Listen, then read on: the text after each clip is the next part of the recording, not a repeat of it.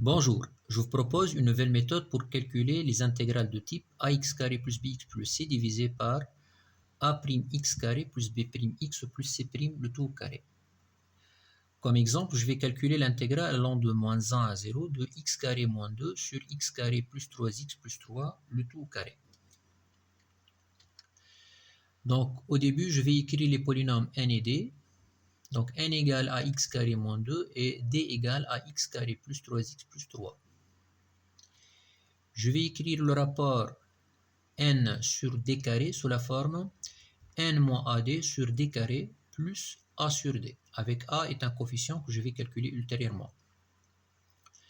Donc le principe de la méthode consiste à trouver une primitive de f1 qui est égale à n moins ad sur d carré sous la forme grand f1 égale à alpha x plus bêta sur d. Donc je vais écrire f1, donc f1 au numérateur je vais avoir x carré moins a fois x carré, c'est-à-dire 1 moins a x carré, moins 3ax, moins 2 moins 3a sur d. Bien sûr, dire que grand f1 est une primitive de petit f1, c'est-à-dire la dérivée de grand f1, ça fait petit f1. Donc je vais avoir cette égalité. Donc l'identification des différents termes de ces deux fonctions va nous permettre de chercher les coefficients alpha, bêta et a. Ici, je vais mettre l'identification sous forme vectorielle. Donc voilà. Donc je vous rappelle ici que la méthode avec laquelle je calcule la dérivée de cette fonction est expliquée à la vidéo intitulée « Dériver un quotient de trinôme autrement ». Donc qui consiste à calculer les coefficients des monômes du numérateur par calcul de déterminant. Donc par exemple, le terme en x carré, ça va être le déterminant 0, 1, alpha 3, c'est-à-dire moins alpha, qui s'identifie avec le coefficient de x carré de la fonction petit f1, c'est-à-dire je vais avoir l'équation moins alpha égale à 1 moins a. Passons au terme en x. Donc ça va être 2 fois le déterminant 0, 1, bêta 3, c'est-à-dire moins 2 bêta, qui va être égal à moins 3a. Donc voilà la deuxième équation. La troisième équation se fait par identification des coefficients en x0. Donc ici, le coefficient de la dérivée, ça fait le déterminant alpha 3, bêta 3, c'est-à-dire 3 alpha moins 3 bêta, qui va être égal à moins 2 moins 3a, et j'obtiens la troisième équation. Maintenant, je vais regrouper les trois équations dans un seul système. Donc maintenant, je vais écrire la matrice caractéristique de S. Donc ici, le coefficient de moins alpha égale à moins 1, le coefficient de bêta égale à 0, le coefficient de A va être égal à 1. Donc je vais avoir sur la première ligne moins 1, 0, 1, qui va être égal à 1 bien sûr. Sur la deuxième ligne, je vais avoir 0, moins 2 et 3. Sur la troisième, je vais avoir 3, moins 3 et 3. Voilà donc le système S. Maintenant, on va donc essayer de résoudre le système. Je vous rappelle que la méthode que je vais utiliser est expliquée sur la vidéo intitulée « Résoudre un système linéaire autrement » qui consiste à écrire la matrice caractéristique de S. Donc ensuite, je vais reproduire la première et la deuxième colonne. Aussi, je vais reproduire la première ligne et la deuxième ligne.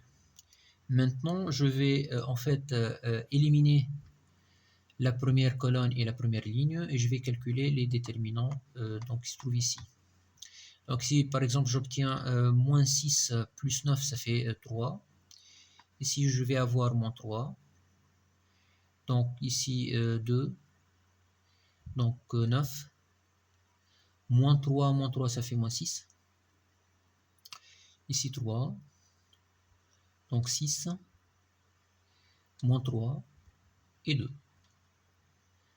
Donc voilà, maintenant j'obtiens ce que j'appelle les covecteurs de la matrice caractéristique du système S. Donc pour le calcul du déterminant delta de la matrice, je vais faire le produit scalaire U1 fois V alpha. Donc delta égale à U1 fois V alpha, c'est-à-dire moins 3 plus 6, ça fait 3 à l'heure. Donc concernant alpha, ça va être 1 sur delta fois le produit scalaire V alpha fois B. Donc alpha égale à 1 sur delta fois V alpha fois B. Ça fait ici 3 moins 4 sur 3, ça fait moins un tiers. Donc pour bêta, ça va être de même 1 sur bêta ou bien 1 sur delta fois le produit scalaire V bêta fois B. C'est-à-dire tout compte fait, ça fait 1. Donc pour la valeur de A, ça va être aussi 1 sur delta fois le produit scalaire VA fois B. Donc ça va être 2 tiers. Voilà, donc je me dispose des valeurs de alpha, bêta et A. Je peux ainsi écrire la fonction grand F1. Donc je vais mettre en principe un tiers en facteur. Donc ça va faire 1 tiers fois moins x plus 3 sur x carré plus 3x plus 3. Ceci va me permettre d'écrire donc l'expression de j. Donc j égale à 1 tiers fois cette fonction entre les bornes moins 1 et 0, plus a fois l'intégrale de 1 sur d. C'est-à-dire, donc tout compte fait, donc en mettant 1 tiers en facteur, je vais avoir 2 fois l'intégrale de moins 1 à 0 de dx sur d, c'est-à-dire dx sur x carré plus 3x plus 3.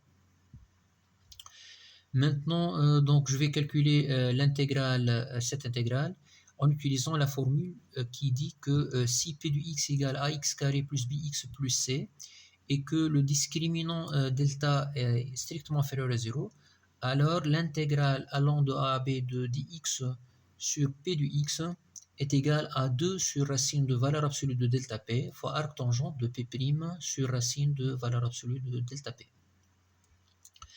Appliquons cette formule pour cette intégrale. Donc ici, le discriminant delta égale à 9 moins 12, ça fait moins 3.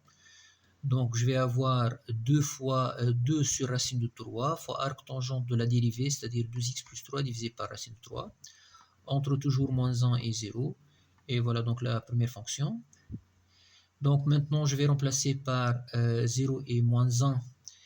Je vais avoir ici en principe 1 moins 4. Et ici, donc en remplaçant par 0, je vais avoir arc tangent de 3 sur racine de 3, c'est-à-dire arc tangent de racine de 3, moins arc tangent de 1 sur racine de 3, fois bien sûr 4 sur racine de 3 toujours. Voilà, donc tout compte fait. Donc maintenant, je vais développer le 1 tiers. Donc je vais avoir moins 1 plus 4 sur 3 racine de 3 fois donc pi sur 3 moins pi sur 6. Et voilà donc la valeur finale de j qui est égale à moins 1 plus 2pi sur 9 racine de 3. Une valeur approchée doit valoir moins 0,5969. J'espère que les méthodes, que toutes les étapes sont claires. Merci beaucoup, à la prochaine fois.